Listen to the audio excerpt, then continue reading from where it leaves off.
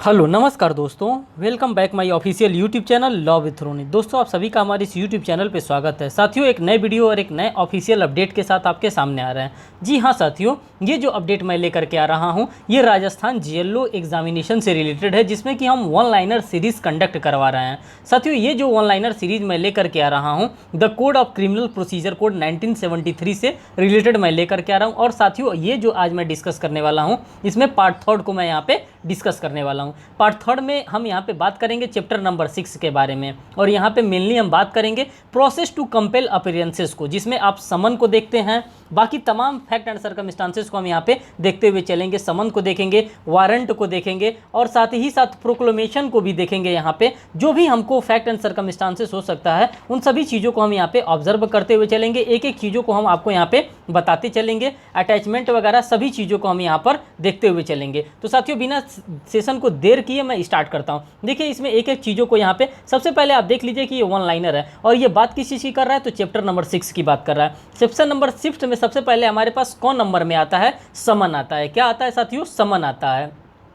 समन का मतलब होता है हिंदी में हाजिर होने के लिए या फिर विवश करने के लिए आदेशिकाएं को क्या किया जाता है, आदेशिकाओं को जारी किया जाता है। और ये किसके द्वारा जारी किया जाता है साथियों, तो ये कोर्ट ऑफ लॉ के द्वारा इस प्रकार की चीज़ों को जारी किया जाता है। यहाँ पे पहला चीज़ आप देखेंगे तो कह रहा है संहिता की धारा 61। सबसे तो पहले सेक्शन नंबर 61 की बात कर रहा है। कह रहा है संहिता की धारा 61 समन के प्रारूप के बारे में प्रावधान करती है। किसके बारे में बात करती है साथियों, तो ये फॉर्म्स ऑफ समन्स के बारे में बात करती है। किसके बारे में बात करती है कि फॉर्म ऑफ समन क्या होता है, किस प्रकार का फॉर्म होता है समन का। जब हम समन की बात करते हैं साथियों तो समन पे किसका सिग्नेचर होता है, जो वहाँ का प्रिजाइडिंग ऑफिसर होता है, जो वहाँ पे जज साहब बैठते होते हैं उनको हम लोग प्रिजाइडिंग ऑफिसर के नाम से जानते हैं। तो वो प्रिजाइडिंग ऑफिसर का समन पे क्या होता है, सिग्नेचर होता है। और समन कैसा होता है साथियों, रिटेन फॉर्म में होता है। और साथ ही साथ समन पे क्या लगा होता है, समन पे कोर्ट का सील भी लगा होता है, मीन्स की कोर्ट की मुहर भी लगी होती है। और ये हमको कहाँ चीज़ देखने के लिए मिलता है, तो साथियों ये सेक्शन नंबर 61 के अंतर्गत हमको देखने के लिए मिल रहा है।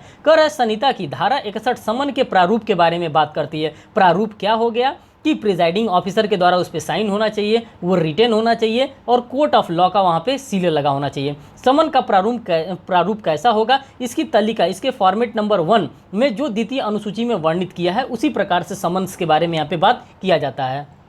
अगर हम बात करेंगे साथियों आगे, तो आगे यहाँ पर देखते चलिए एक एक चीज़ों को। यहाँ पे जो वन लाइनर फॉर्म में आपको दिया है वो तो मैं बताऊंगा, जो नहीं दिया है उसको मैं अलग से आपको बताता हुआ चलूंगा। साथियों जब हम बात करते हैं सेक्शन नंबर 62 की, किसकी बात करते हैं साथियों, तो सेक्शन नंबर 62 की। और सेक्शन नंबर 62 में बात करता है समन हाउस सर्व, मीन्स की समन की तामील कैसे की जाएगी। क्या समन की तामील जो होगा ले जाकर के किसी को जो भी मिलेगा उसको हम दे देंगे समन की तालीम, कि नहीं, इसका तामील किस तरह से किया हो जाएगा। तो इसको जो सर्व किया जाता है, जो सेक्शन नंबर 62 के अंतर्गत हमको देखने के लिए मिलता है साथियों, ये कैसे होगा, इसको हम लोग पर्सनली क्या करते हैं, पर्सनली इसको सर्व करना होता है। मीन्स कि उसी पर्सन को क्या करना होता है, पर्सनली इसको सर्व करना होता है। जिसके नाम से समन जारी किया जाता है उसी को क्या करना होता है, उसी को सर्व करना होता है। और एक समन का कॉपी उसको दिया जाता है, और एक समन की कॉपी पे क्या कराया जाता है, साइन भी कराया जाता है। ये बात हमको कहाँ देखने के लिए मिलता है, ये बात हमको सेक्शन नंबर 62 के अंतर्गत देखने के लिए मिलता है। बात करते हैं यहीं पे सेक्शन नंबर 63 की, तो सेक्शन नंबर 63 में बात करता है service of summons and corporate bodies and society. मान लीजिए कि कोई निगमित निकाय है या फिर सोसाइटी है, अगर हमको उनको समन भेजना होगा तो हम उनको किस तरह से समन्स को हम भेजेंगे, तो इसके बारे में हमको सेक्शन नंबर 63 में देखने के लिए मिलता है। जब हम बात करते हैं सेक्शन नंबर 64 की, तो साथियों सेक्शन नंबर 64 में हम बात करेंगे, कह रहा है service when person someone can not be found. अगर मान लीजिए कि हम जिसको समन करने के लिए लेकर के जा रहे हैं, तामील हम करने के लिए लेकर के जा रहे हैं, लेकिन वो व्यक्ति मिल ही नहीं रहा है, वो उसको पता चल गया कि आज समन आने वाला है और वो क्या कर रहा है, वो 9-2-11 हो जा रहा है, मीन्स कि भाग जा रहा है। तो जो समन होगा, क्या उसके घर में कोई नौकर होगा, तो क्या हम नौकर को सर्व किया जा सकता है, तो जी बिल्कुल नहीं। जो समन की तामील हमको करना है वो नौकर को हम नहीं करेंगे। और ये बात कौन बताता है, ये बात हमको सेक्शन नंबर 64 बताता है। ये मान लीजिए कि जिसको हमें समन देना था वो भाग गया, उसके घर में कोई फीमेल है या फिर कोई बच्चा है या फिर कोई नौकर है, तो आप नौकर को चाहे बच्चे को आप समन की तामील आप करा सकते हैं, तो जी बिल्कुल नहीं करा सकते हैं। सीआरपीसी का सेक्शन नंबर 64 यही बात बताता है। लेकिन अगर कोई एडल्ट मेल मेंबर है उसके फैमिली में, एडल्ट मेल मेंबर की हम बात कर रहे हैं, सेक्शन नंबर 64 कहता है कि अगर कोई एडल्ट मेल मेंबर है तब हम क्या कर सकते हैं, वहाँ पे हम समन को क्या कर सकते हैं, सर्व करा सकते हैं। तो ये बात आपको देखनी पड़ेगी और इन सभी चीज़ों को क्या करना पड़ता है, इन सभी चीज़ों को आपको जानकारी रखना पड़ता है। बाय द टाइमिंग आगे और भी हम समन के बारे में आपसे बताते रहेंगे। पहले आप यहाँ पर देखिए क्या कह रहा है, ये कह रहा है कि समन की तामील पुलिस अधिकारी द्वारा या न्यायालय के अधिकारियों द्वारा या अन्य लोक सेवक द्वारा की जाएगी। इस प्रकार का उपदंड दंड प्रक्रिया संहिता की धारा 62 के अंतर्गत दिया हुआ है। और मैंने आपको यही बताया कि समन हाउस सर्व के बारे में कहाँ पर बता रखा है, सेक्शन नंबर 62 के अंतर्गत बता रखा है। फिर यहाँ पर देखिए सेक्शन नंबर 64 की बात बता रहा है। जो आपके लिए इंपॉर्टेंट सेक्शन है, सभी सेक्शंस को यहाँ पे क्या किया जा रहा है, सभी सेक्शंस को आपको बताने का काम किया जा रहा है। आप देख रहे हैं कि दंड प्रक्रिया संहिता की धारा 64 के अंतर्गत समन की तामील से संबंधित व्यक्ति के परिवार या उसके साथ रहने वाले किसी वयस्क पुरुष की बात कर रहा है। एडल्ट मेल पुरुष की बात कर रहा है, फीमेल की बात नहीं कर रहा है। कर रहा है वयस्क पुरुष के पास समन छोड़ी की जा सकती है। मीन्स कि मेल पर्सन को यहाँ पे क्या किया जा सकता है, समन को सर्व कराया जा सकता है। किसी फीमेल को नहीं कराया जा सकता है। साथ ही साथ किसी भी नौकर को, किसी भी क्या कहते हैं, सर्वेंट को नहीं समन सर्व कराया जा सकता है। फिर सेक्शन 64 की बात करता है, कर धारा 64 के स्पष्टीकरण के अनुसार सेवक परिवार का सदस्य नहीं है। ये बार बार यही क्वेश्चन आपको देगा कि क्या उसके घर में अगर क्या करते हैं मेजर कोई सर्वेंट है तो क्या सर्वेंट को सर्व करा सकता है, तो जी बिल्कुल नहीं करा सकता है। इसलिए परिवार के सेवक पर समन की तामील नहीं की जा सकती है।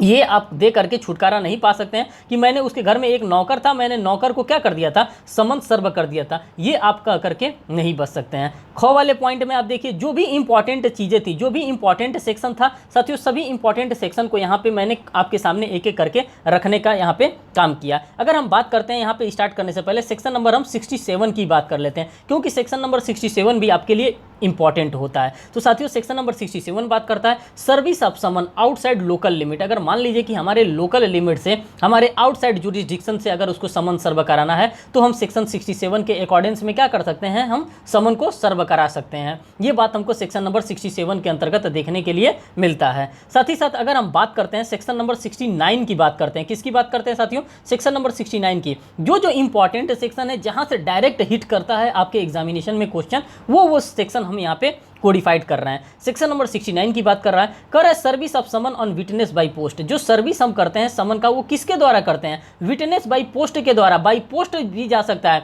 जो विटनेस होता है बाय पोस्ट भी उसको क्या किया जा सकता है, सर्विस का समन हम लोग कर सकते हैं। मीन्स कि साक्षी पर डाक द्वारा समन की तामील, डाक के द्वारा भी हम क्या कर सकते हैं, अपने समन को भेज सकते हैं। ऐसा नहीं कि सिर्फ और सिर्फ बाई हैंड ही हम जा करके क्या करेंगे, सर्विस ऑफ समन को कराएंगे, ये ऐसा नहीं है। फिर यहाँ पे आगे बढ़ते हैं, आगे देखिए बात करता है ख पॉइंट में गिरफ्तारी के वारंट के बारे में बात कर रहा है। किसके बारे में बात कर रहा है साथियों, तो ख पॉइंट को आप देखेंगे तो गिरफ्तारी की वारंट की बात करता है। और सेक्शन की अगर हम बात करते हैं तो सेक्शन नंबर 70 से लेकर के सेक्शन नंबर 81 के बीच का ये रेंज एनालिसिस यहाँ पे करा दिया गया है। अब यहाँ पर देखिए अगर हम सेक्शन नंबर 70 की मोटा मोटा बात करते हैं तो यहाँ पे बात कर रहा है form of warrant of arrest and durations की बात कर रहा है। मीन्स की गिरफ्तारी वारंट की बात कर रहा है। अगर आपके पास भाई साहब धूमधाम से समन भेजा गया, आप समन पे नहीं मिल रहे हैं, आप नौटंकी कर रहे हैं, आप समन आपके पास आने वाला है तो आप क्या कर रहे हैं, 9 2 11 हो जा रहा है, समन लेना ही नहीं चाहते हैं, समन को छोड़ करके भाग जाते हैं। घर में जो भी एडल्ट मेंबर हैं उनको आप छिपा देते हैं। आप किसको रख देते हैं वहाँ पे, आप चाइल्ड को, बच्चे को रख देते हैं और अपने नौकर को रख देते हैं, जो कि समन को आपके क्या कर सकता है, आपके समन को वो एक्सेप्ट ही नहीं कर सकता है। ये बात आप लोगों ने ऑलरेडी डील कर लिया। तो अब आपके पास क्या जाएगा, अब आपके पास वारंट ऑफ अरेस्ट भेजा जाएगा। क्या भेजा जाएगा, तो गिरफ्तारी का वारंट भेजा जाएगा, जो कि सेक्शन नंबर 70 से लेकर के सेक्शन नंबर 81 के बीच में आपको देखने के लिए मिलता है। तो यहाँ पे गिरफ्तारी वारंट सबसे तो पहले आपको क्या भेजा जाएगा, आपको गिरफ्तारी वारंट भेजा जाएगा धारा 70 के अंतर्गत। तो एक वारंट किसी अवधि तक कार्यरत रहता है। किस अवधि तक कार्यरत रहता है, जब तक तामील ना हो जाए। जब तक वो तामील ना हो जाए मीन्स कि जब तक उसका एग्जीक्यूशन ना हो जाए तब तक वो क्या होता है, तब तक वो कार्य करता है। धारा 70 तथा बातिल न कर दिया जाए, या फिर जब तक प्रिजाइडिंग ऑफिसर के द्वारा, जिसके द्वारा उस समन को क्या किया गया था, बनाया गया था, जब तक उसके द्वारा न समाप्त कर दिया जाए तब तक क्या रहता है, तब तक वो अपना काम करता रहता है। सेक्शन नंबर 70 सब क्लॉज 1 की अगर हम बात करते हैं तो सेक्शन नंबर 70 सब क्लॉज 1 क्या कहता है, कह रहा है कि दंड प्रक्रिया संहिता की धारा 70 के अनुसार प्रत्येक वारंट लिखित और न्यायालय के पीठासीन अधिकारी तथा उस पर न्यायालय की मुहर सील लगी होनी चाहिए। ऐसा नहीं है कि हम कोई भी चीज़ लिख करके कागज पर और ले करके चलेगा, कह देखिए ये समन है, नहीं, ऐसा नहीं होगा। अगर मान रहे हैं कि गिरफ्तारी का वारंट हम ले करके जा रहे हैं तो गिरफ्तारी का वारंट कैसा होना चाहिए, उस पर वहाँ पे प्रिजाइडिंग ऑफिसर का क्या होना चाहिए, वहाँ पे सील भी लगा होना चाहिए, कोर्ट का नाम भी लिखा होना चाहिए, हर एक चीज़ क्या होना चाहिए, साइंड और मुहर लगा होना चाहिए। फिर यहाँ पे आगे देखिए, कह रहा है दांडिक न्यायालय द्वारा जारी गिरफ्तारी का वारंट तब तक प्रवृत्त रहता है जब तक कि रद्द नहीं किया जा सकता या तामील या बातिल न कर दिया जाए। ये बातिल जो है साथियों, ये उर्दू शब्द है, जब तक उसको समाप्त न कर दिया जाए तब तक वो समन क्या होगा, तब तक वो समन अपने ही प्रभाव में वो काम करता रहेगा। फिर धारा 70 सब क्लॉज 2 को यहाँ पे एनालिसिस करिए। कह रहे दंड प्रक्रिया संहिता की धारा 70 सब क्लॉज 2 में यह उपबंध किया गया है कि प्रत्येक वारंट तब तक प्रवर्तन में रहेगा जब तक कि उसे जारी करने वाला न्यायालय द्वारा रद्द न कर दिया जाए या निष्पादित न कर दिया जाए। या तो उसका एग्जीक्यूशन किया जाएगा, और एग्जीक्यूशन अगर उसका नहीं हो पा रहा है एट दैट टाइम, तो जो प्रिजाइडिंग ऑफिसर थे जिनके द्वारा उसको क्या किया गया था, जिनके द्वारा उसको जारी किया गया था, अब उन्हीं के द्वारा ही उसको क्या किया जा सकता है, उन्हीं के द्वारा उसको समाप्त भी किया जा सकता है। बात आप लोगों ने सेक्शन नंबर 70 की आपने अच्छे से कर लिया। अब यहाँ पे डायरेक्ट सेक्शन नंबर 75 दे दिया है, लेकिन मैं आपको बताना चाहूँगा सेक्शन नंबर 72 भी। क्या बताना चाहूँगा साथियों, सेक्शन नंबर 72 भी बताना चाहूँगा। और जब सेक्शन नंबर 72 की कहानी आप देखेंगे तो यहाँ पे warrant to whom directed, warrant किसको निर्दिष्ट किया जाता है, इसके बारे में हमको सेक्शन नंबर 72 बताता है कि अगर हमको वारंट देना है तो किसको हम ले जा करके वारंट देंगे। ऐसा तो थोड़े नहीं है कि वारंट किसको हम निर्दिष्ट करेंगे, उसी के बारे में हमको सेक्शन नंबर 72 बताता है। सेक्शन नंबर 73 की अगर हम बात करते हैं तो ये कहता है वारंट में be directed to any person, किसको हम डायरेक्ट कर सकते हैं, तो एनी पर्सन को हम कर सकते हैं। और द चीफ जुडिशियल मजिस्ट्रेट और जो जुडिशियल मजिस्ट्रेट फर्स्ट क्लास होते हैं, इन्हीं के द्वारा क्या किया जाता है, इन्हीं के द्वारा उसको किया जाता है, अपने जुरिस्डिक्शन के अंतर्गत किया जाता है। जो इधर उधर भाग रहा है ना, जैसे कि वारंट किसी भी व्यक्ति को निर्दिष्ट हो सकता है, जैसे कि मान लीजिए कि अगर किसी को भी हम वारंट निर्दिष्ट कर दे रहे हैं, अगर वो व्यक्ति लगा इधर उधर क्या करने, भटकाने लगा, हमको घूमने लगा, तो उसको क्या किया जा सकता है, उसको भी पुलिस के द्वारा और किसी भी व्यक्ति के द्वारा उसको क्या किया जा सकता है, पकड़ा जा सकता है। ये सेक्शन नंबर 73 के अंतर्गत आप देख रहे हैं। अब बात करते हैं सेक्शन नंबर 75 की, जो कि आपके लिए इंपॉर्टेंट है और यहाँ पे प्रोवाइड भी किया है। कर गिरफ्तारी का निष्पादन करने वाले व्यक्ति या पुलिस अधिकारी गिरफ्तार किए जाने वाले व्यक्ति को वारंट का सार सूचित करेगा तथा अपेक्षा की जाने पर उसे दिखाएगा या आज्ञाकारी है। यह नियम आज्ञाकारी है। इसी प्रकार के नियम को क्या करेगा, वो नियम को फॉलो करेगा और इसी नियम के बारे में वहाँ पे बता करके रखा गया है। साथ ही साथ यहाँ पे कह रहा है पुलिस अधिकारी गिरफ्तार किए गए व्यक्ति के बिना विलंब किए न्यायालय के समक्ष प्रस्तुत करेगा। और यह आदेश कहाँ दे रहा है, तो धारा 76 के अंतर्गत ये आदेश दे रखा है। कहाँ पर दे रखा है साथियों, तो धारा 76 के अंतर्गत ये आदेश आपको दे रखा है कि बिना अननेसेसरीली डिले किए आप क्या करेंगे, आप उसको डायरेक्ट किसके पास लेकर के जाएंगे, मजिस्ट्रेट सामने के लेकर के पास लेकर के जाएंगे। और ये भी आप लोगों ने जनरली सुना होगा कि 24 आवर से ज़्यादा आप उसको क्या कर सकते हैं, अगर आपने उसको गिरफ्तार कर लिया तो 24 घंटे से ज़्यादा आप उसको क्या कर सकते हैं, आप अपने कस्टडी में नहीं रख सकते हैं। और ये बात आपको कहाँ से देखने के लिए मिल रहा है, तो ये धारा 76 को जब आप एनालिसिस कर रहे हैं तो धारा 76 के अंतर्गत आपको देखने के लिए मिल रहा है। साथ ही बात करते हैं धारा 77 की, तो कह रहा है वेयर वारंट में भी एग्जीक्यूटेड, वारंट जो होगा उसको कहाँ पे हम एग्जीक्यूट कराएंगे, कौन सा ऐसा जगह है जहाँ पे हम उसको एग्जीक्यूट कराएंगे। तो कह रहा है गिरफ्तारी वारंट का निष्पादन एग्जीक्यूशन भारत के किसी भी स्थान में किया जा सकता है। अब आप देख सकते हैं कि भारत के किसी भी स्थान में उसका एग्जीक्यूशन किया जा सकता है, और यह प्रावधान भारतीय दंड संहिता की धारा 77 में हमको प्रोवाइड करके रखा है कि हम उसका एग्जीक्यूशन कहीं भी कर सकते हैं, विद इन द कंट्री में होगा, मीन्स की whole of the country, Bharat के संपूर्ण हिस्से में आप कहीं पर भी उसका क्या कर सकते हैं, एग्जीक्यूशन करा सकते हैं। सेक्शन नंबर 78 आपको दिया नहीं है, मैं सेक्शन नंबर 78 भी आपको बताऊंगा। सेक्शन नंबर 78 में बात करता है कि warrant forwarded for execution outside jurisdiction, अगर आउटसाइड जुरिस्डिक्शन हमको वारंट भेजना है तो कैसे हम उस जुरिस्डिक्शन के आउटसाइड भेजेंगे, तो ये एग्जीक्यूटिव मजिस्ट्रेट के द्वारा भेजा जाएगा। किसके द्वारा, जो ईएम साहब हमारे होते हैं, एग्जीक्यूटिव मजिस्ट्रेट साहब के द्वारा भेजा जाएगा, या फिर हमारे डीएसपी साहब के द्वारा भेजा जाएगा, या कमिश्नर ऑफ पुलिस के द्वारा भेजा जाएगा। किसके द्वारा, सीपी साहब के द्वारा, कमिश्नर ऑफ पुलिस के द्वारा भेजा जाएगा। तो सेक्शन 78 में इन्हीं तीनों लोगों के द्वारा क्या किया जा सकता है, आउटसाइड जुरिस्डिक्शन क्या किया जा सकता है, भेजा जा सकता है। क्या करने के लिए, गिरफ्तारी का वारंट जारी करने के लिए, या तो एग्जीक्यूटिव मजिस्ट्रेट भेजेगा, या डीएसपी भेजेगा, या कमिश्नर ऑफ पुलिस भेजेगा। और इसी प्रकार से आपसे ऑप्शन देगा, और इसी प्रकार से आपसे ऑप्शन दे करके क्या करेगा, आपसे डायरेक्ट क्वेश्चन पूछने का यहाँ पे काम करेगा।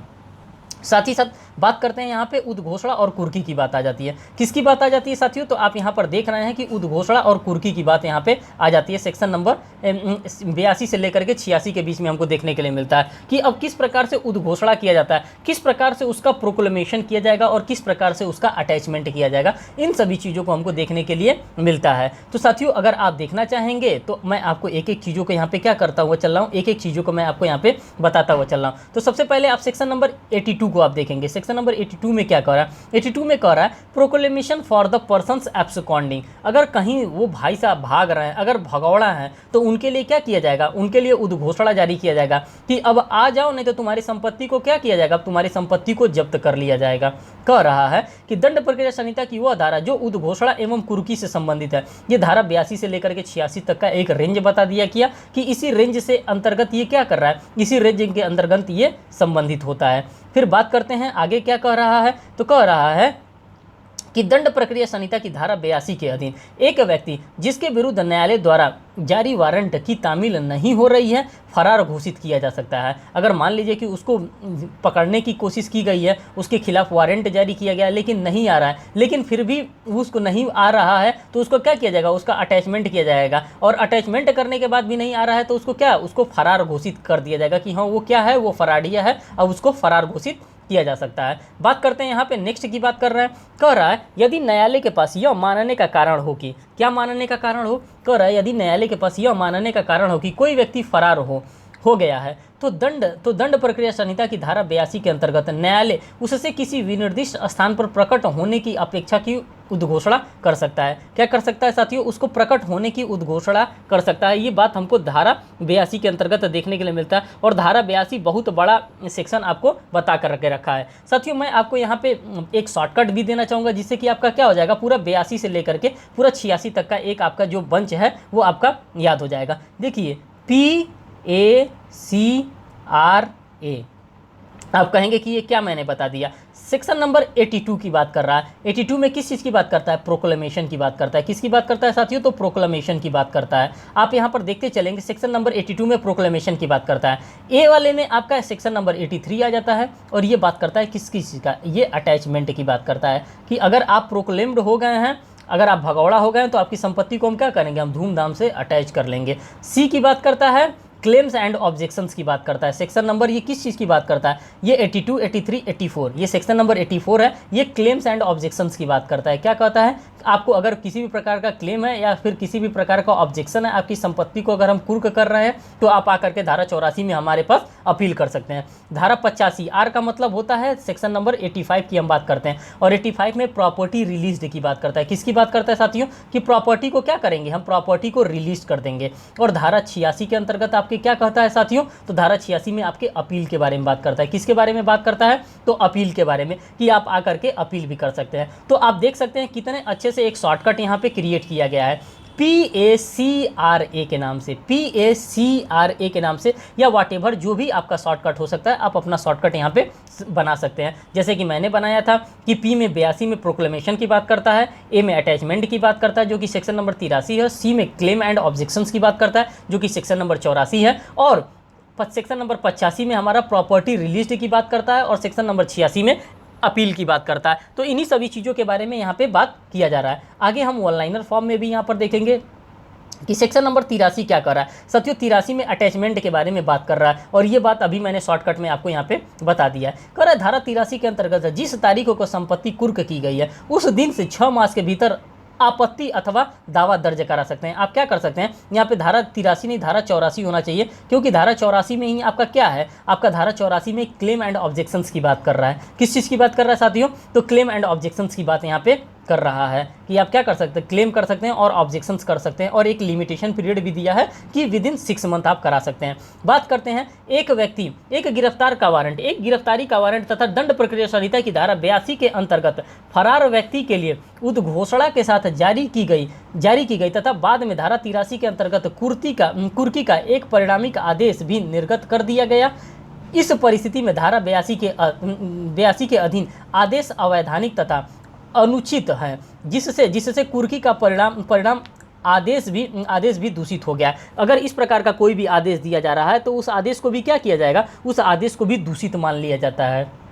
ठीक, यहाँ पे ये बात बता रहा है। फिर नेक्स्ट की हम बात करते हैं साथियों, तो कह रहा है कि फरार व्यक्ति की राजस्व भूमि, किसकी बात कर रहा है, जो फरार व्यक्ति हैं, फरार व्यक्ति की राजस्व भूमि जिसके बारे में राज्य सरकार के राजस्व दिया जाता है कि कुर्की संबंधित जिला कलेक्टर के जरिए जिसके जिले में भूमि स्थित है की जाएगी। और ये कुर्की किसके द्वारा की जाएगी साथियों, तो आपको पता है कि जिला कलेक्टर साहब इसके लिए लाइबल होते हैं और उन्हीं के द्वारा क्या किया जाएगा, कुर्की किया जाएगा। फिर यहाँ पे दे रहा है, कह रहा दंड प्रक्रिया संहिता के तहत कुर्की के दावे और आपत्तियां दायर करने का अधिकतम यहाँ पे क्या दे रहा है, 6 माह दे रहा है। और धारा 84 यहाँ पे दे रहा है जिसमें क्लेम एंड ऑब्जेक्शंस की बात मैंने आपको ऑलरेडी यहाँ पे बता दिया था। बात करते हैं धारा 84 के बारे में। धारा 84 आपके लिए इंपॉर्टेंट है क्योंकि वहाँ पे क्लेम एंड ऑब्जेक्शंस की बात दे रखा है। कर धारा 84, जिस तारीख को संपत्ति की कुर्की हुई है उस दिन से 6 मास के भीतर कुर्की की गई संपत्ति के बारे में दावा या आपत्ति किया जा सकता है। क्या किया जा सकता है साथियों, उसी के बारे में दावा या आपत्ति किया जा सकता है। कहाँ कब किया जा सकता है, तो 6 मास के भीतर विदिन 6 मंथ के अंतर्गत उसको किया जा सकता है। नेक्स्ट की बात करते हैं साथियों। नेक्स्ट में यहाँ पे कह रहा है, अब क्या कह रहा है, कह रहा है यदि किए गए दावे की आपत्ति को पूर्णतः या भागतः नामंजूर कर दिया जाता है तब इससे पीड़ित व्यक्ति नामंजूर की तारीख से 1 वर्ष के भीतर नियमित वाद संसिद्ध कर सकता है ताकि वो अपने अधिकार को भी यहाँ पे क्या कर सकता है, ताकि वो अपने अधिकार को यहाँ पे सिद्ध कर सकता है। नेक्स्ट की बात करते हैं, एक उद्घोषित व्यक्ति जिसकी संपत्ति कुर्क अटैचमेंट की गई है, कुर्की की तारीख से 2 वर्ष के अंदर हाजिर होने पर संपत्ति अथवा विक्रय के शुद्ध आगमों का दावा कर सकता है। क्या कर सकता है साथियों, जो भी उसको कुर्क करके जो भी संपत्ति से कुर्क करने के बाद जो भी पैसा मिला है उस पैसा का भी क्या कर सकता है, वो हकदार वहाँ पे हो सकता है। आगे कह रहा है, एक उद्घोषित व्यक्ति जिसको संपत्ति कुर्क की गई है, कुर्की की तारीख से कितने अवधि के भीतर होने की संपत्ति अथवा विक्रय के शुद्ध आगमों का दावा कर सकता है, तो कुर्की के 2 वर्ष के अंदर धारा 85/3 के अंतर्गत आपको ये चीज़ देखने के लिए मिलेगा जब आप सेक्शन नंबर 85 को आप क्या करेंगे, डील आउट करेंगे। फिर नेक्स्ट की हम बात करते हैं साथियों, सेक्शन नंबर 86 की अगर हम बात करते हैं तो सेक्शन नंबर 86 में मैंने आपको ऑलरेडी बता दिया कि सेक्शन नंबर 86 में आप क्या कर सकते हैं साथियों, सेक्शन नंबर 86 में आप जा करके अपील कर सकते हैं। क्या कर सकते हैं, अपील कर सकते हैं। और यही बात सिंपल यहाँ पे सेक्शन नंबर 86 के बारे में बताया है। कह रहा है इसमें अपील का प्रावधान किया गया है धारा 86 के अंतर्गत। अपील तब की जाएगी जब कुर्की संपत्ति की वापसी के लिए आवेदन नामंजूर करने वाला आदेश दिया गया हो। अब हमारे पास घ आता है, घ में क्या बता रहा है, अदर रूल्स रिगार्डिंग प्रोसेशंस की बात करता है, आदेशिकाएं संबंधी अन्य नियम की बात कर रहा है। किसकी बात कर रहा है, तो अन्य नियम यहाँ पे अब क्या क्या हो सकते हैं, जैसे कि सेक्शन नंबर 87 यहाँ पे आपको देखने के लिए मिल रहा है। 87 से लेकर के 90 के बीच के सभी सेक्शंस को हम यहाँ पे एनालिसिस करते हुए चलेंगे जो कि आपके एग्जामिनेशन पॉइंट ऑफ व्यू से इंपॉर्टेंट है। यहाँ पे कह रहा है संहिता की धारा 87 समन के स्थान पर या उसके अतिरिक्त वारंट जारी करने का प्रावधान करती है। समन के स्थान पर क्या कर सकती है साथियों, डायरेक्ट वारंट यहाँ पे जारी कर सकती है। सेक्शन नंबर अगर 87 की हम इंग्लिश में बात करते हैं तो साथियों यहाँ पे क्या करता है, issue of warrant in lieu of और एडिशन टू समन्स की बात करता है, जो कि हम रीड विथ किसके साथ कर सकते हैं, read with section number 204 of CrPC के साथ हम इसको कर सकते हैं। किसके साथ कर सकते हैं साथियों, तो सेक्शन नंबर 204 के साथ इसको क्या कर सकते हैं, हम रीड कर सकते हैं। नेक्स्ट कह रहा है जिस व्यक्ति के विरुद्ध समन जारी किया गया है उसके स्थान पर या उसके अतिरिक्त निम्नलिखित परिस्थितियों में न्यायालय वारंट जारी कर सकता है। न्यायालय क्या कर सकता है साथियों, न्यायालय के द्वारा वारंट यहाँ पे जारी किया जा सकता है। अब फर्स्ट को हम यहाँ पे एनालिसिस करेंगे। फर्स्ट में कह रहा है यह कि वह व्यक्ति हाजिरी के नियत समय के पूर्व फरार हो गया है या समन का पालन नहीं करेगा, या तो फरार हो गया या फिर किसी भी प्रकार से समन का पालन नहीं करेगा। सेकंड में कह रहा है यह कि वो हाजिर होने में असफल रहा है और साबित कर दिया जाता है कि उसे हाजिर होने का अवसर या असफलता के लिए कोई प्रतिहेतु नहीं दिया जाता है, तो उसके बारे में भी यहाँ पे बात आपको देखने के लिए मिल रहा है। तो जो भी इंपॉर्टेंट चीज़ें हो कर रही हैं साथियों, सभी के सभी इंपॉर्टेंट चीज़ों को यहाँ पे बताने का आपको काम किया गया। अब चैप्टर नंबर हम 7 पे आ जाते हैं, जो कि चैप्टर नंबर 7 भी आपका इंपॉर्टेंट है। जो कि चैप्टर नंबर 7 हमारा बात करता है सेक्शन नंबर 91 से लेकर के 105 की बात करता है। ये process to compel production of things की बात कर रहा है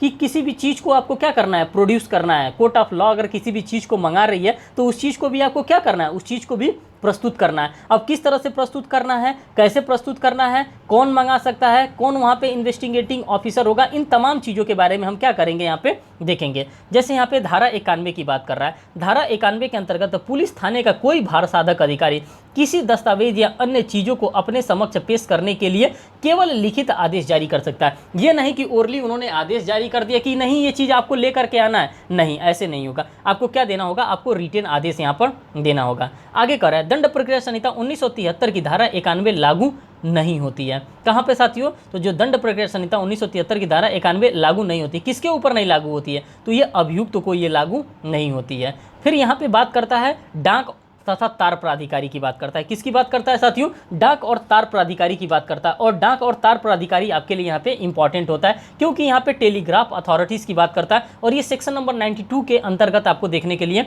मिलता है, जहाँ पे बात करता है procedure as to letter and telegraph authorities की बात यहाँ पे कर रहा है।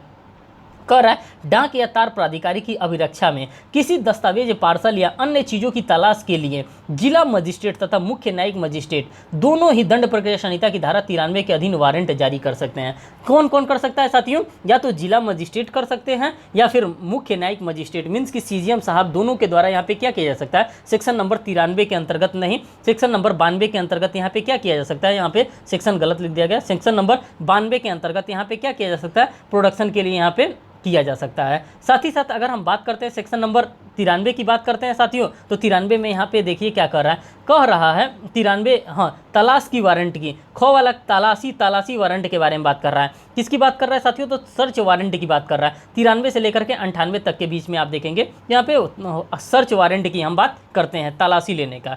कर रहा है दंड प्रक्रिया संहिता की धारा 93 के अंतर्गत तलाशी वारंट जारी की सकती है। किसके अंतर्गत साथियों, तो सेक्शन नंबर 83 के अंतर्गत सर्च वारंट यहाँ पे जारी किया जा सकता है। स्पेसिफिक सर्च के लिए जारी किया जा सकता है, ऐसा नहीं कि पूरा घर है उसका खंगाल दे। स्पेसिफिक जिस चीज़ का सर्च करना है सिर्फ और सिर्फ आप वही चीज़ सर्च करेंगे, ऐसा नहीं कि हम सर्च करने गए हैं पूरा घर खंगाल दिए उसका, ऐसा नहीं होगा। बात करते हैं सेक्शन नंबर 93 सब क्लॉज 3 की, और सब क्लॉज 3 में कुछ स्पेशल दिया है, जनरल सर्च की बात कर रहा है। किसकी बात कर रहा है साथियों, तो जो जनरल सर्च होता है, जनरल सर्च की बात कर रहा है। कर रहा है धारा 93 सब क्लॉज 3 के अनुसार डाक या तार प्राधिकारी की अभिरक्षा में किसी दस्तावेज, पार्सल या अन्य चीज़ों की, किस चीज़ की बात कर रहा है, किसी अन्य चीज़ों की तलाशी के लिए वारंट जारी जिला मजिस्ट्रेट या मुख्य न्यायिक मजिस्ट्रेट जारी कर सकता है, अन्य कोई प्राधिकारी नहीं जारी कर सकता है। अब बात करते हैं सेक्शन नंबर 95 की। साथियों सेक्शन नंबर 95 भी आपके लिए क्या है, सेक्शन नंबर 95 भी आपके लिए इंपॉर्टेंट है। वैसे तो इंपॉर्टेंट सेक्शन नंबर 94 है, लेकिन 94 के बारे में हम कुछ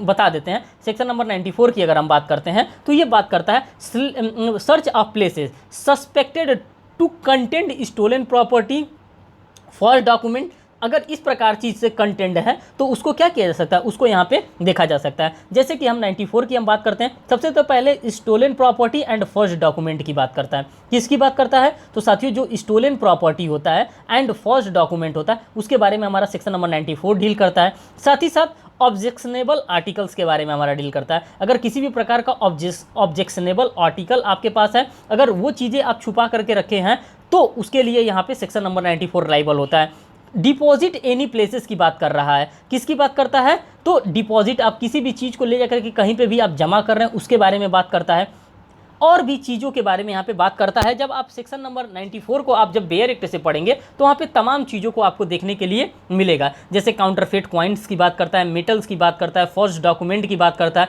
फॉल्स सील की बात करता है, ऑब्सीन ऑब्जेक्ट की बात करता है। इन्हीं तमाम चीज़ों की सेक्शन नंबर 94 यहाँ पे बात करता है, जो कि आपके एग्जामिनेशन के लिए थोड़ा सा रेलिवेंट है। आप उसको देख लीजिएगा, 94 वाले सेक्शन को जरूर देखिएगा। सेक्शन नंबर 95 की अगर हम बात करते हैं तो कह रहा है इसके अनुसार राज्य सरकार निम्नलिखित के संप्रहरण की घोषणा अधिसूचना द्वारा जारी कर सकता है। जैसे क किसी समाचार पत्र या पुस्तक, अथवा ख किसी दस्तावेज की बात करता है, तक कोई भी पुलिस अधिकारी इन्हें भारत में जहां कहीं भी मिले अभिगृहित कर सकता है। क्या कर सकता है साथियों, इसको अभिगृहित कर सकता है। आगे देखिए, आगे कह रहा है कि दंड प्रक्रिया संहिता की धारा 95 के अधीन संप्रहरण की घोषणा अपास्त की जा सकती है। किसके द्वारा अपास्त किया जा सकता है साथियों, तो ये सिर्फ और सिर्फ उच्च न्यायालय के द्वारा क्या किया जा सकता है, इसको अपास्त किया जा सकता है। धारा 96 की अगर हम बात करते हैं साथियों, तो धारा 96 यहाँ पर देखिए क्या कह रहा है। धारा 96 जो कह रहा है धारा 96 के अनुसार कोई हितबद्ध व्यक्ति धारा 95 के अधीन संप्रहण की घोषणा को आपास्त करने के लिए 2 मास के भीतर उच्चतम न्यायालय को आवेदन कर सकता है। कितने दिन के भीतर? तो साथियों 2 मास के भीतर यहाँ पे आवेदन कर सकता है। और ये आपको कहाँ देखने के लिए मिल रहा है? तो साथियों ये धारा 96 के अंतर्गत देखने के लिए मिल रहा है। सेट असाइड की बात कर रहा है, किसकी? जो फॉरफीचर चीज़ें हैं उसको सेट असाइड करने की बात यहाँ पे कर रहा है। साथियों अगर सेक्शन नंबर 97 की हम बात करते हैं तो सेक्शन नंबर 97 में बात कर रहा है search for person wrongful confined, जिसको क्या कहा जाता है? जिसको मिनी हैबियस कॉर्पस के नाम से भी जाना जाता है। और डायरेक्ट बेस्ड आपके क्वेश्चन में पूछ देता है कि सीआरपीसी में मिनी हैबियस कॉर्पस कहाँ दे रखा है साथियों? तो ये सेक्शन नंबर 97 में ही दे रखा है। इसको क्या कहा जाता है? मिनी हैबियस कॉर्पस के नाम से जाना जाता है। किस नाम से जाना जाता है साथियों? तो मिनी हैबियस कॉर्पस के नाम से जाना जाता है। यहाँ पर देखिए लिखा भी है, क्या लिखा है? ये चीज़ों को आप समझ के रखिए। कर है दंड प्रक्रिया संहिता की धारा 97 का प्रावधान बंदी प्रत्यक्षीकरण के रिट के सदृश किसके है? तो साथियों बंदी प्रत्यक्षीकरण, जिसको हैबियस कॉर्पस के नाम से जाना जाता है, उसी के सदृश है, मीन्स कि उसी के समान है। इस धारा के अंतर्गत सदोष परिरोध व्यक्ति के लिए जिला मजिस्ट्रेट, उपखंड मजिस्ट्रेट या प्रथम वर्ग मजिस्ट्रेट तलाशी वारंट जारी कर सकता है। इनके लिए भी तलाशी वारंट जारी किया जा सकता है। अगर हम बात करते हैं सेक्शन नंबर 98 की, तो कह रहा है संहिता की धारा 98 स्त्रियों या 18 वर्ष से कम आयु के स्त्रियों को वापस करने के लिए विवश किए जाने के संबंध में ये बात करता है। सेक्शन नंबर 89 की हमारा 98 बात करता है। किस चीज़ की बात करता है? तो कह रहा है power to compel restoration of abducted females. अगर किसी भी फीमेल को हमने क्या कर लिया? अब्डक्ट कर लिया है, तो उसको रिस्टोरेशन की बात यहाँ पे कर रहा है सेक्शन नंबर 98। फिर यहाँ पे गौ वाले में हम देखते हैं तो यहाँ पे तलाशी संबंधी साधारण उपबंध को यहाँ पर दे रखा है। किसके बारे में साथियों? तो तलाशी से रिलेटेड साधारण उपबंध को यहाँ पर दे रखा है, जो कि सेक्शन नंबर 99 से लेकर के 101 के बीच में हमको देखने के लिए मिल रहा है। यहाँ पे क्या कह रहा है साथियों? सेक्शन नंबर 99 की बात करते हैं, डायरेक्शंस एक्सेट्रास की बारे में बात करता है। किसके बारे में बात कर रहा है साथियों? तो डायरेक्शन और एक्सेट्रास की बातें कर रहा है। यहाँ पर देखिए साथियों direction etcetera of search warrants की बात कर रहा है। लेकिन हमारे लिए सबसे जो इंपॉर्टेंट सेक्शन है साथियों, वो सेक्शन नंबर 100 है। और सेक्शन नंबर 100 को हम यहाँ पे क्या करेंगे? एनालिसिस करेंगे। कर है संहिता की धारा 100 जो बात करता है बंद स्थान की तलाशी से संबंधित है। किससे संबंधित है साथियों? तो जो बंद स्थान होता है उसकी तलाशी से संबंधित है। इस धारा के अंतर्गत ऐसे स्थान के अधिभोगी की यह बाध्यता है कि वारंट का निष्पादन करने वाले को तलाशी हेतु प्रवेश करने दे एवं सुविधा उपलब्ध कराएं। मीन्स कि जो भी तलाशी लेने आ रहा है, आप क्या करेंगे? उस व्यक्ति को अंदर जाने देंगे और तलाशी लेने में उसकी क्या करेंगे? मदद करेंगे। यही बात यहाँ पे कह रहा है, जो कि आपके लिए यहाँ पे इंपॉर्टेंट हो जाता है। तलाशी लेने वाला उस स्थान के मुहल्ले के दो या अधिक स्वतंत्र एवं प्रतिष्ठित व्यक्तियों को साक्षी हेतु लिखित आदेश जारी कर सकता है। इस आदेश का उल्लंघन करने वाला व्यक्ति भारतीय दंड संहिता की धारा 187 के अंतर्गत अपराधी समझा जाएगा। अगर मान लीजिए कि इस प्रकार का आदेश जारी किया गया है, लेकिन आप क्या कर रहे हैं? इसका आप उल्लंघन कर रहे हैं, तो आपको धारा 187 के अंतर्गत, इंडियन पिनल कोड के अंतर्गत आपको पेनलाइज भी किया जाएगा। अब धारा 101 की अगर हम बात करते हैं तो यहाँ पे बात क्या कर रहा है? कह रहा है disposal of thing founded in search beyond jurisdictions की बात करता है। जो आपको मिला कोर्ट में आप लेकर के आओगे। साफ साफ ये बात करता है सेक्शन नंबर 108। जो भी चीज़ आपको वहाँ पे तलाशी आपने करने गए थे, अच्छी बात है। तलाशी करने के बाद जो भी चीज़ आपको मिलेगा आप कहाँ लेकर के आएंगे? तो आप कोर्ट में लेकर के आएंगे। तो यही कर रहा है धारा 101 तलाशी वारंट जारी करने वाले न्यायालय की अधिकारिता से परे पाई जाने वाली चीज़ों को व्ययन संबंधी से है कि आप उन सभी चीज़ों को कहाँ लेकर के आएंगे? आप उन सभी चीज़ों को कोर्ट ऑफ लॉ में ला करके प्रस्तुत करेंगे। ऐसा नहीं कि आप तलाशी करने गए और मिल गया आपको सामान, आप लेकर के अपने घर चले गए। ऐसा आपको गलती नहीं करना है। अब यहाँ पे हम बात करेंगे साथियों चैप्टर नंबर 8 की बात करेंगे, जो कि 106 से लेकर के 124 के बीच में आपको दे रखा है। और ये जो 106, 107, 108 और 110 आपको दिख रहा है साथियों, ये इतना इंपॉर्टेंट सेक्शन है, इतना इंपॉर्टेंट सेक्शन है कि यहाँ से बार बार आपके एग्जामिनेशन में क्वेश्चन पूछा जाता है। इसीलिए इन सभी चीज़ों को क्या किया गया है, यहाँ पे आप देख सकते होंगे कि इन सभी चीज़ों को एक साथ रखने का काम किया गया है। किस तरह का काम किया गया है साथियों? तो एक साथ रखने का यहाँ पे काम किया गया है। अब देखिए यहाँ पे किस चीज़ की बात कर रहा है? कह रहा है परिशांति कायम रखने के लिए और सदाचार के लिए प्रतिभूति की बात कर रहा है। मीन्स कि आपसे श्योरिटी ली जाएगी, आपसे गारंटी ली जाएगी कि आप क्या करेंगे? आप शांति बना करके रखेंगे। क्या करेंगे साथियों? आप शांति बना करके रखेंगे। ऐसा नहीं कि आपसे फर्जी लिया जा रहा है, आपसे लिया जा रहा है कि आप क्या करेंगे? आप शांति परिकायम करेंगे।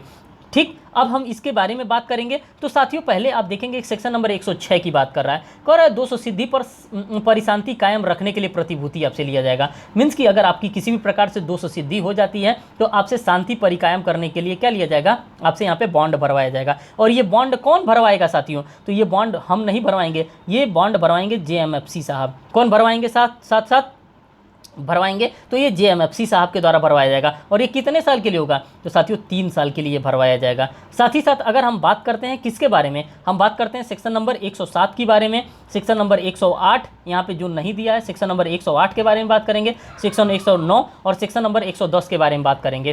कह रहा है सेक्शन 108 में अन्य दशाओं में परिशांति कायम रखने के लिए प्रतिभूति की बात कर रहा है। 109 में कह रहा है संदिग्ध व्यक्ति से सदाचार के लिए प्रतिभूति की बात कर रहा है। और अभ्यासिक और अपरासी जो मीन्स की अभ्यासिक लोग रहते हैं जो कि कंटिन्यूअसली उस काम को करते हैं, इस प्रकार के काम में इंडल्ज रहते हैं, उनके लिए भी बात कर रहा है। तो अगर गुड बिहेवियर के लिए हमें भरवाना है, क्या भरवाना है, अगर हमको बॉन्ड भरवाना है तो ये कौन भरवाएगा, तो साथियों आप समझ आइए 107 से लेकर के 110 के बीच में, 106 को छोड़िए, 107, 108, 109 और 110 का जो बॉन्ड कौन भरवाएगा, तो साथियों ये EM साहब भरवाएंगे, एग्जीक्यूटिव मजिस्ट्रेट साहब के द्वारा भरवाया जाएगा। जो कि कितने दिन के लिए रहेगा साथियों, तो ये 1 साल के लिए रहेगा। कौन, 107 वाला 1 साल के लिए बॉन्ड भरवाया जाएगा, 108 वाला भी 1 साल के लिए आपसे बॉन्ड भरवाया जाएगा, 109 वाला भी आपका 1 साल के लिए बॉन्ड भरवाया जाएगा। लेकिन हम 110 वाले की बात करते हैं तो ये 3 साल के लिए आपसे बॉन्ड भरवाया जाएगा। देखिए 3 साल वाला बॉन्ड आपको 2 भरवाया जाएगा, एक इसमें 3 साल का बॉन्ड भरवाया जाएगा जो कि JMFC साहब के द्वारा भरवाया जाएगा। किसके द्वारा, तो JMFC साहब के द्वारा। और एक 110 वाला होगा जो कि इसमें 3 साल का बॉन्ड भरवाया जाएगा। लेकिन 107 में, 108 में और 109 में 1-1 साल का आपसे बॉन्ड भरवाया जाएगा। तो ये आपके एग्जामिनेशन के लिए इंपॉर्टेंट पॉइंट ऑफ व्यू होता है और यहाँ से आपके एग्जामिनेशन में बार बार क्वेश्चन आपसे पूछा जाता है, तो ये आपके लिए इंपॉर्टेंट होता है। अगर आप कहेंगे तो इसका मैं शॉर्टकट भी आपको यहाँ पर दे दे रहा हूँ। शॉर्टकट क्या होता है, आपको देखिए शॉर्टकट में COSYH की बात करता है। किसकी बात करता है साथियों, तो security for keeping peace on convictions की बात करता है। ये C वाला कन्विक्शंस की बात करता है। ये सेक्शन नंबर 106 हो गया, ये सेक्शन नंबर 107 हो गया,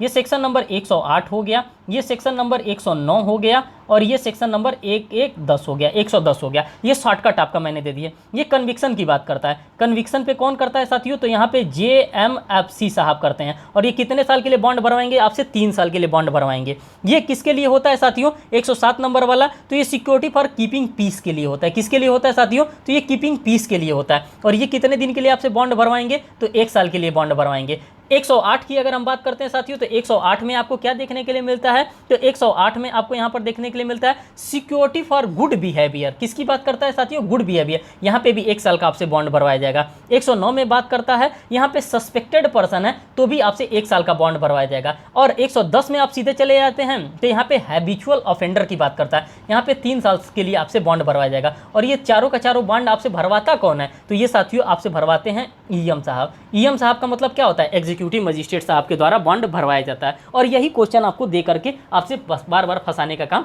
करता है। आगे आप चलते हैं, आगे देखिए क्या कर रहा है। आपने इन सभी चीज़ों को यहाँ पे देख लिया। आगे देखिए कर रहा है 200 सिद्धि पर परिशांति कायम रखने के लिए प्रतिभूति की मांग कर सकता है प्रथम वर्ग न्यायिक मजिस्ट्रेट, धारा 106 के अंतर्गत, जो कि अभी मैं आपको चिल्ला के मैं बता रहा था। नेक्स्ट कर रहा है कोई कार्यपालक मजिस्ट्रेट संदिग्ध व्यक्ति से सदाचार के लिए प्रतिभूति के रूप में बंद पत्र निष्पादित करने का आदेश 1 वर्ष से अधिक अवधि के लिए दे सकता है। 106 की अगर हम बात करते हैं तो 106 में देखिए क्या कह रहा है। 106 में कह रहा है कि दंड प्रक्रिया संहिता की धारा 106 के अंतर्गत परिशांति कायम करने के लिए सदाचार के लिए प्रतिभूति पर छोड़ने का अधिकार पत्र सत्र न्यायालय प्रथम वर्ग न्यायिक मजिस्ट्रेट का न्यायालय की अपील एवं पुनर्निरीक्षण न्यायालय के प्रदान की जा सकती है। बात कर रहा है यहाँ पे कर परिशांति बनाए रखने हेतु दंड प्रक्रिया संहिता की धारा 106 के अंतर्गत अधिकतम 3 वर्ष के लिए क्या कर सकता है, बंद पत्र भरवाया जा सकता है, जो कि ऑलरेडी मैंने आपको बता दिया है शॉर्टकट तरीके से। साथ ही साथ कह रहा है एक दोषसिद्ध व्यक्ति को परिशांति कायम रखने के लिए दंड प्रक्रिया संहिता की धारा 106 के अंतर्गत विधि विरुद्ध जमाव, बलवा करना तथा आपराधिक अभित्रास के लिए बंद पत्र निष्पादित करने को कहा जा सकता है। मीन्स कि आपसे बॉन्ड भरने के लिए कहा जा सकता है। नेक्स्ट कह रहा है शांति बनाए रखने के लिए प्रतिभूति की अपेक्षा जहां दोष सिद्धि नहीं हुई है कार्यपालक मजिस्ट्रेट द्वारा जारी की जा सकती है। ऐसे प्रावधान अधिनियम धारा 107 में किया गया है, 108 में भी किया जा सकता है। और किसकी बात कर रहा है, यहाँ पे एग्जीक्यूटिव मजिस्ट्रेट की बात कर रहा है, कार्यपालक मजिस्ट्रेट साहब की बात कर रहा है, यहाँ पे एग्जीक्यूटिव मजिस्ट्रेट की बात नहीं कर रहा है। नेक्स्ट की हम बात करते हैं कह रहे संदिग्ध व्यक्ति से सदाचार की प्रतिभूति लेने की शक्ति कार्यपालक मजिस्ट्रेट को है। ऐसा प्रावधान दंड प्रक्रिया संहिता 1973 की धारा 109 के अंतर्गत भी किया गया है। कोई कार्यपालक मजिस्ट्रेट संदिग्ध व्यक्ति से सदाचार के लिए प्रतिभूति के रूप में बंद पत्र क्या भरवाया जा सकता है साथियों, बॉन्ड भरवाया जा सकता है, बंद पत्र निष्पादित करने के आदेश दे सकता है।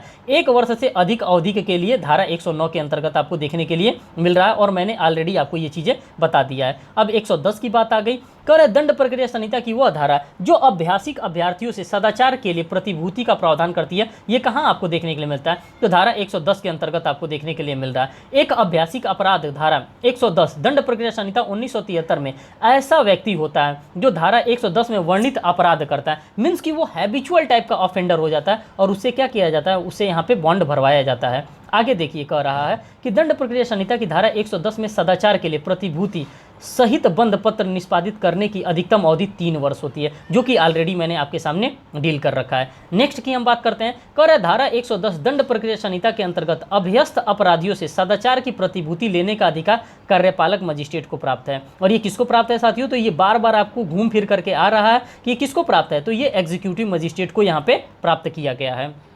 दंड प्रक्रिया संहिता की धारा 110 च से दहेज प्रतिषेध अधिनियम 1961 के अंतर्गत किए गए ऐसे अपराध का प्रावधान नहीं दिया गया है। जब कोई कार्यपालक दंडाधिकारी ऐसे व्यक्ति से उसे अपने सदाचार के लिए बंद पत्र निष्पादित करने का आदेश देता है। नेक्स्ट की हम यहाँ पे बात करते हैं। नेक्स्ट यहाँ पे क्या कह रहा है, कह रहा है यदि कोई भी व्यक्ति अश्लील वस्तु, किसकी बात कर रहा है, हैबिचुअल ऑफेंडर के अंतर्गत ये सभी लोग जाएंगे 110 में। जहाँ 110 आएगा वहाँ पे 3 साल ये भाई साहब जाएंगे और कौन भरवाएगा साथियों, तो यहाँ पे एग्जीक्यूटिव मजिस्ट्रेट साहब के द्वारा भरवाया जाएगा। कर कार्यपालक मजिस्ट्रेट आदतन लुटेरे या गृह भेदन को अपने सदाचार के लिए प्रतिभूतियों सहित या रहित बंद पत्र निष्पादित करने का आदेश दे सकता है। ऐसा प्रावधान दंड प्रक्रिया संहिता की धारा 110 के अंतर्गत क्या किया गया है, प्रोवाइड किया गया है। आगे देखिए साथियों क्या कह रहा है, कह रहा है यदि कोई व्यक्ति जिसके बारे में प्रतिभूति की अपेक्षा करने वाला आदेश धारा 106 से लेकर के 117 दंड प्रक्रिया संहिता के अध्याधीन आदेश दिया जाता है, वह ऐसा आदेश दिए जाने के समय कारावास भुगत रहा हो तो अवधि जिसके लिए प्रतिभूति की अपेक्षा की गई है ऐसे दंड के अवसान से प्रारंभ होगी। तो साथियों इन सभी चीजों को देखा, 106 से लेकर के 110 तक का आपका मामला पूरा गंभीर मामला होता है। अब बात करते हैं चैप्टर नंबर 9 की, जो कि 125 से लेकर के 128 के बारे में बात करता है और ये हमारा मेंटेनेंस की बात करता है। अब इसको हम नेक्स्ट पार्ट में लेकर के आएंगे मेंटेनेंस का, क्योंकि हमारा सेशन साथियों काफ़ी बड़ा हो जाएगा और हम इसको नेक्स्ट पार्ट में लेकर के आएंगे। मेंटेनेंस से रिलेटेड एक एक केस लॉ को, एक एक पॉइंट को हम आपके सामने रखेंगे, जो कि आपके एग्जामिनेशन पॉइंट ऑफ व्यू से क्या होता है, आपके लिए रेलिवेंट होता है। साथियों अगर आप चैनल पर नए हैं तो चैनल को जरूर सब्सक्राइब करिएगा, वीडियो को लाइक करिएगा और बेल बटन दबाना तो बिल्कुल भी ना भूलिएगा। देखिए अभी कितना मटेरियल बाकी है, ये सभी मटेरियल आप ही लोगों के लिए मैं लेकर के आया हूँ और ये सभी मटेरियल्स पे हमें क्या करना है, हमें वर्क करना है। इसको हम नेक्स्ट पार्ट में लेकर के आपके लिए जरूर आएंगे। आप लोग पॉजिटिवली कमेंट करके थोड़ा सा हमें भी अप्रिशिएट करते रहिए। अगर लगता है कि इसका PDF आपके पास होना चाहिए साथियों तो आप क्या कर सकते हैं, आप टेलीग्राम ग्रुप ये लॉ विथ रोनित आप ज्वाइन कर लेंगे। एज यूजुअल PDF आपको मिल जाएगा। अगर कोई भी दिक्कत आती है तो आप हमसे क्या कर सकते हैं, रीजनेबल टाइम में आप हमसे बात भी कर सकते हैं। फिर मिलते हैं एक नेक्स्ट वीडियो में नेक्स्ट अपडेट के साथ, तब तक के लिए धन्यवाद।